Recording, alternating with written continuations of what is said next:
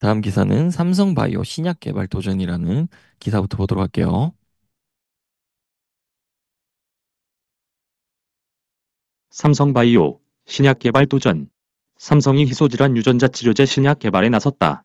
2011년 삼성바이오로직스를 세워 바이오 산업에 진출한 지 13년 만에 바이오 의약품 위탁 생산과 바이오시밀러 개발을 넘어 신약 개발로 영역을 확장한 것이다.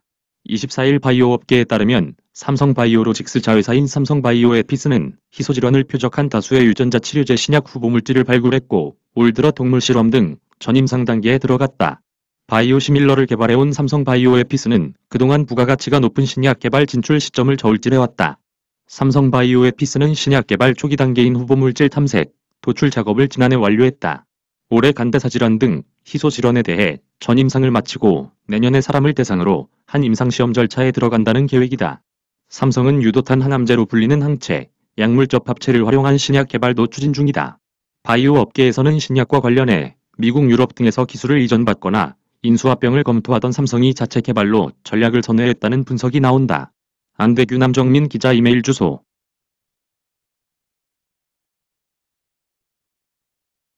기사를 좀 더 보고 넘어갈게요. 이번에는 삼천당 제약 아엘리아 바이오시밀러 유럽 9개국 독점 공급 계약이라는 기사입니다. 삼천당 제약은 서유럽 9개 국가와 알리아 바이오시밀러의 독점 공급 계약을 체결했다고 25일 밝혔다. 이번 계약은 파트너사 총 매출의 55%를 수령하는 조건이다. 유럽 시장에서 삼천당 제약의 입지가 더욱 강화될 것으로 예상된다. 이로써 삼천당 제약은 유럽 주요 시장인 영국, 독일, 스페인, 이탈리아에서의 판매 네트워크가 구성됐다. 특히 유럽에서 가장 큰 시장인 영국 시장 진출을 위한 강력한 교두보를 마련했다. 회사 관계자는 금번 계약 주요 조건인 매출의 55%를 수령한다는 최상의 조건으로 계약을 체결할 수 있었던 이유는 유럽 시장에서 알리아 PFS가 전체 판매량의 90%를 점유하는 가운데 삼천당 제약이 알리아 바이오시밀러 PFS로는 유럽 최초로 EMA에 허가 신청을 해 퍼스트무버로의 조건을 갖췄기 때문이라고 말했다. 이어 타 경쟁사 대비 뛰어난 가격 경쟁력 및 오리지널 특허 침해 가능성이 존재하지 않기 때문이라고 설명했다.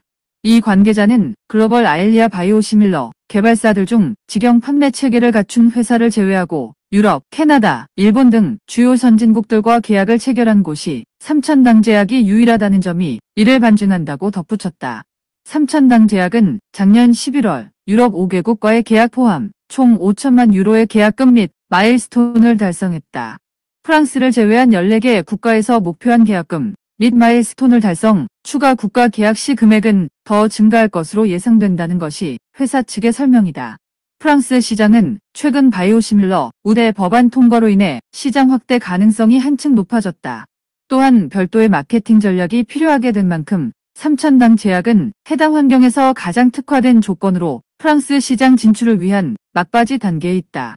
동유럽 지역 역시 계약 마무리 단계에 있는 것으로 조사됐다. 이번 계약 포함 지금까지 삼천당 제약의 글로벌 계약은 총 1,400억 원에 달하는 계약금, 마일스톤을 확보, 예상 매출 규모는 6조를 초과하는 등 가파른 성장을 이어가고 있다. 이를 통해 주요 선진국 시장에서 독보적 위치를 확립하고 글로벌 헬스케어 분야에서의 영향력을 더욱 확대할 계획이다. 회사 관계자는 유럽의 마지막 남은 지역인 프랑스와 동유럽 지역과 더불어 북미 지역에서 가장 중요한 시장인 미국 역시 현지 파트너사와 특허 분쟁에 대한 추이를 유심히 관찰하면서 조기 판매 전략을 수립함과 동시에 협상 중에 있다며 해당 계약까지 마무리되면 삼천당 제약은 글로벌 시장 전체 80%를 차지하고 있는 유럽 및 북미 시장에서의 입지를 다지고 글로벌 바이오시밀러 시장에서 선두주자로 도약하는 중요한 발판이 될 것이라고 설명했다. 기사를 또 연결해서 하나 더 볼게요. 여러분에게 도움이 되는 기사들이니까 잘 들으십시오.